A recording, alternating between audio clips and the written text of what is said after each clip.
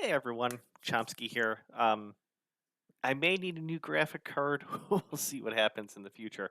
But just wanted to talk about the fact that we're going to get a guaranteed champ, albeit through Deck of Fate, on Monday. What is that, the 22nd? Yeah, the 22nd. Basically, Hilvi. We're going to be getting Hilvi through Soulstones and Dungeon Diving.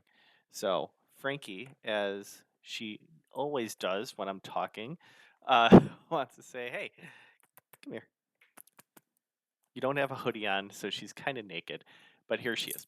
Anyways, we're talking about Hilvi and why I am so pumped.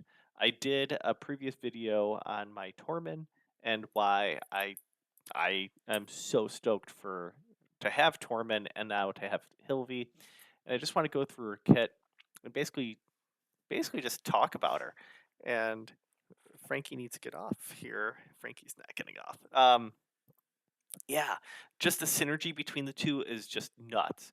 So let's do the passive first. Whenever an enemy receives a freeze, she steals one random buff from them and then she places an HP burn, and then she decreases their turn meter by 10%. So right there, whenever there's a freeze, she's stealing a buff, so we need accuracy, and then she's placing an HP burn on them. Now, as we know, Tormin goes a little bit nuts when there's a freeze and an HP burn. So the fact that Tormin's going to get uh, basically 10% of that turn meter as a boost, that's nuts, man. So there is potential that basically Tormin is just going to be on all cylinders, and that's just awesome. So there's going to be a whole lot of AOE stuff that's going on, and my as I have my Torment's in stun. Just this way, I have all the CC. I'm sorry, crowd control that I can get. So just to have that synergy out there with Hilvi, and this is just the passive, like regardless of her actual kit, this this makes it a must get for me. And again, I'm not using Torment that often, but as in dwarves, it's also nice just to have that crowd control in faction wars. Uh, you could even do it in Dark Forest. There's that boss that we need a freeze on, so this will help. And then just typical wave content, just to get that going. So I would imagine a spike up of seeing Torment in live arena, especially with Hilvi. But that's based on just that passive. It's nutty. It's only 19% speed here, so it's not going to really break the bank, but it's just nice. Here we have a reviver, and it's half life and 30% turn meter. Okay, cool. We have a block damage and an increased speed, and that can be placed whenever, basically whenever. That's rad. To get a block damage out there, cool. The increased speed kind of sucks because we have the ability to outrun the worthiness of it, and that's okay because I'm imagining that this one goes pretty fast too. She also gets, like everybody else gets, 25% turn meter too. So there's just a whole lot of cycling through.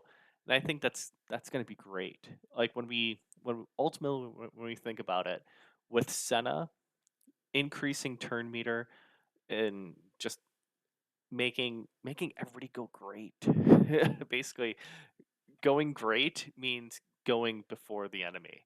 And that's what I want. Speed is just total meta, and it's there. So reading through this just makes me think putting in our 9-piece protection, because we want to protect this as much as we can. So I don't want to be stripped of a block damage.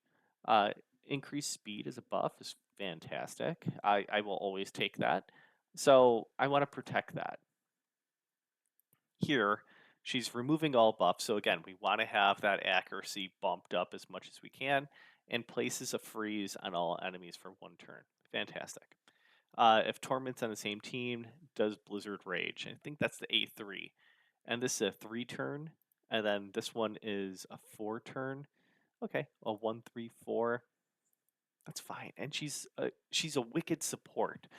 The main thing about her is that she's a support, and you kind of want to lean into that. I'm not expecting a lot of damage out of her.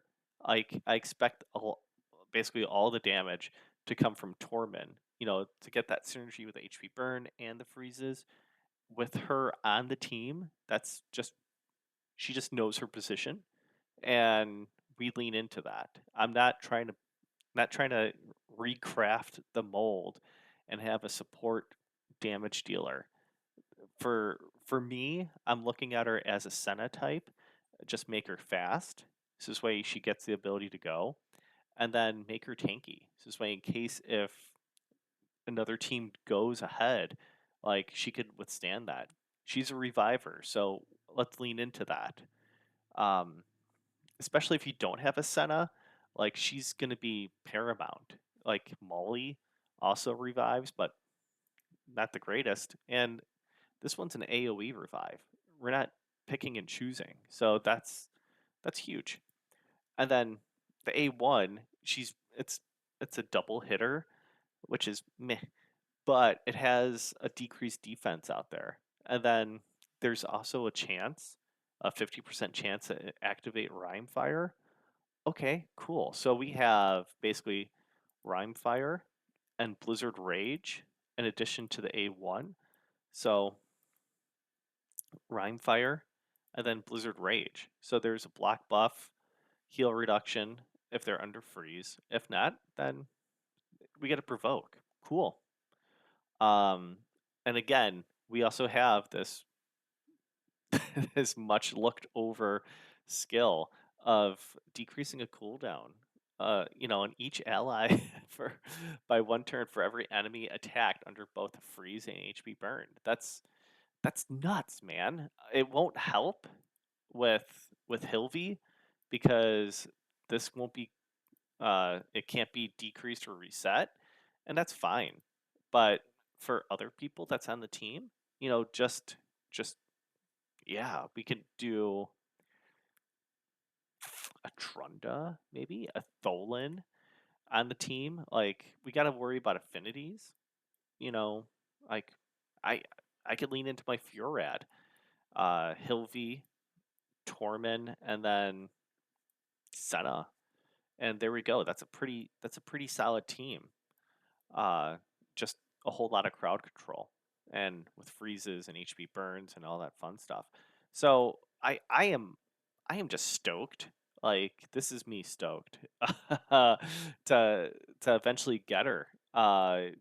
Yeah. So it is, a soulstone based thing, and this is not going to be enough. We know it's going to be 40,000 points altogether because it's 1,000 points for every card, and there's, I think it's 8 by 5, so that's 40. That's 40 cards, so 40,000, and there's definitely going to be some stuff that's going to be sold and what have you.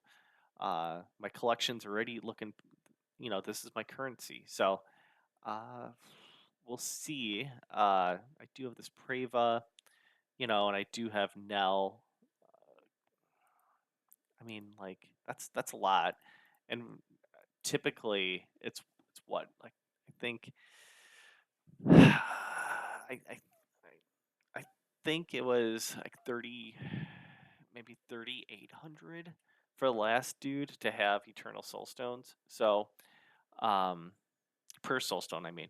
So yeah, it's gonna be a mixture, but I'm definitely gonna go ham on it, and just to get a guaranteed Hilvi, that's nuts. I think Plarium done messed up just because we have this Void legendary that really doesn't. It, I'm not too intrigued by her, like whatsoever. I mean, we have an AOE. She increases her defense. She's a defense-based champ. Counterattack on all allies. That's rad. You know, we have a revive on death. That's, eh, you know, okay. Attacks all enemies. Okay. So we have an each ally above 50%. So at least 3 potentially, and to max max HP by the enemy. Okay, That could do a lot of damage. I'm not discounting that, but it just seems kind of drab, Like, okay, with her, I don't see why they wouldn't do that as a guaranteed, and then keep Hilvi on the side. This way, those that are like I think Hilvi has a better kit. That's all that I'm saying. I think Hilvi has a better kit than the Void from Banner Lords. So either way, I'm pumped. I'm gonna be going for on Monday, and yeah, I hope you do too because I think she really is a really good champ, and I think a lot of people are gonna have fun with her. So even without Torment, I think she's really solid. I think she's really gonna carry her own. Uh, AOE revive, turn meter, potential HP burn, like just solid.